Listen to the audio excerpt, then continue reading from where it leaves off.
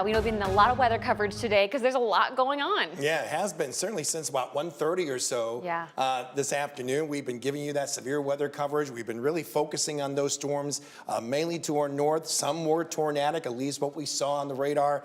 Some very heavy rain. We still got some flash flood warnings out for parts of Dubuque going into Joe Daviess County where they just don't need any more rain. Of course, we've been seeing our fair share of wet weather, and we still have more of that activity, mainly out to the west. That's the line that we're going to be keeping an eye on. So from now all the way to about 9 p.m. at the latest is when we continue with our weather impact alert, and maybe even earlier than that. So that will be some fairly good news.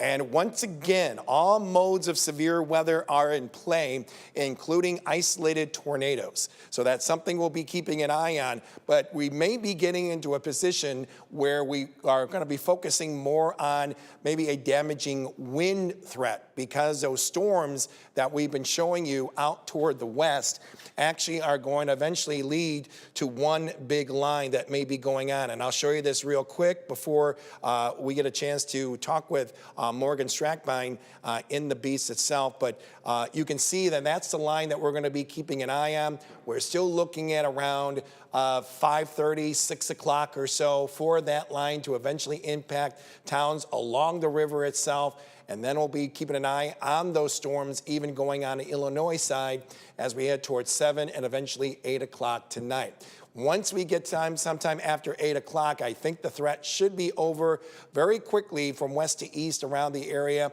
And eventually that's going to lead to some much cooler air going into the weekend. We'll break this down even more for you, Shelby, coming up in just a few minutes.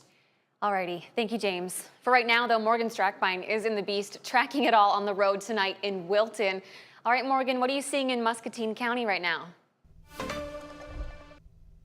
Yeah, we started out near Walcott, but I kind of wanted to inch a little bit farther to the west, set us up in Wilton, because I do want to still have the opportunity to be able to go north or south. That's kind of the big thing about heading out to try to get yourself in position for these storms, is making sure that you do have somewhat of a strategy plan behind it. So Wilton is kind of where we started to push out towards. And we are starting to see, we got off in the distance, some of those lower level clouds starting to push in across the entire area. I also do just want to show we got strong southerly winds, and that's kind of what has been focusing on.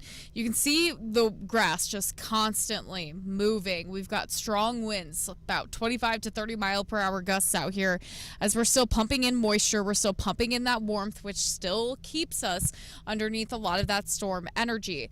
Again, the beast, we decided to keep it out towards Wilton, and we're going to kind of continue to watch this line as it pushes in, because we're still about, I'd say, 40 miles away from that main leading edge of that storm coming in. So maybe about another hour or so until it officially reaches here.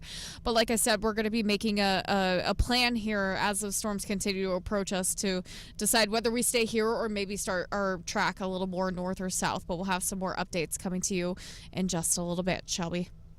All right, thank you so much, Morgan. And we want to let you guys know about a brand new way to keep an eye on the weather anytime. We have launched a live radar 24/7 on the News 8 Plus app, where you can check out current conditions all across the QCA whenever you want.